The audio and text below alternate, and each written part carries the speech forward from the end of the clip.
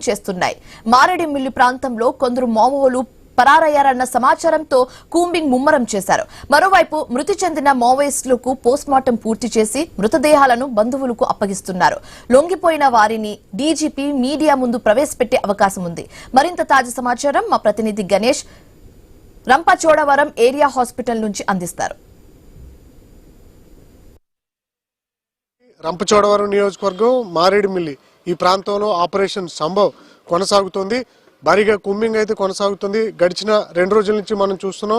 ఇక్కడ జరిగినటువంటి ఎన్కౌంటర్లో 13 మంది మావోయిస్టులు మృతి చెందడం, అందులో కూడా మోస్ట్ వాంటెడ్ మావోయిస్టు నాయకులు హెడ్మతో పాటు పలువురు మావోయిస్టు నాయకులు ఉండడంతో మావోయిజం మీద ఇప్పటికే కూడా చాలా వరకు తుడిచిపెట్టుకుపోతుందన్న ప్రచారం బాగా నడుస్తున్నటువంటి సందర్భం కనిపిస్తుంది. అయితే 3వ రోజు కూడా కూంబింగ్ కొనసాగుతోంది.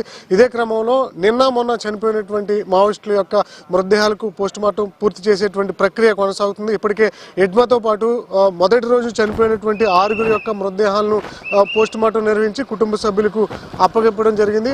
రంపచోడవరం నియోజకవర్గంలో ఉన్నటువంటి ఏదైతే ఏరియా ఆసుపత్రిలో ఈ ప్రస్తుతం పోస్టుమార్టం కొనసాగుతోంది.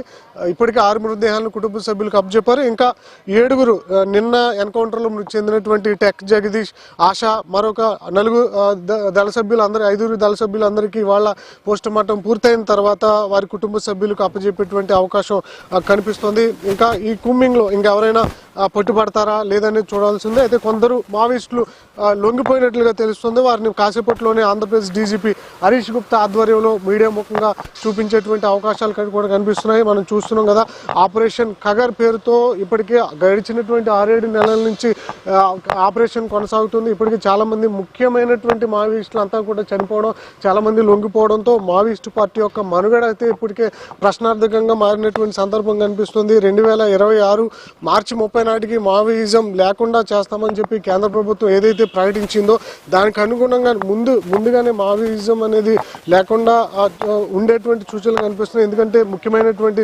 నాయకులంతా కూడా ఈ ఏవైతే కూంబింగ్ లో నేల కొరగడం, ఇంకా చాలా మంది లొంగుబాట్లు అవడంతో ఇక మావోయిజం అనేది ఒక ప్రశ్నార్థకంగా మారినటువంటి సందర్భం కనిపిస్తుంది. ప్రస్తుతం కూడా మనం చూస్తున్నాం కదా, ఏరియా ఆసుపత్రిలో గడిచినటువంటి 2 రోజుల నుంచి కూడా చనిపోయినటువంటి వారందరికీ కూడా ఇప్పటికే పోస్టుమార్టం పూర్తి చేయడం, అదేవిధంగా ఏదైతే మనకు కనిపిస్తుంది కదా, నిన్న చనిపోయినటువంటి 7 పోస్టుమార్టం ప్రక్రియ వల్ల కొనసాగడం, వారి యొక్క బంధువులకు మృతదేహాలను అప్పగించేటువంటి ప్రక్రియ కొనసాగుతుంది. గత అర్ధరాత్రి ఇక్కడి నుంచి సుక్మా జిల్లాలో ఉన్నటువంటి పూవర్తి గ్రామానికి, సొంత గ్రామానికి బంధువులు తరలించడం జరిగింది. ఇవాళ అంత్యక్రియలు కూడా జరగబోతున్నాయి.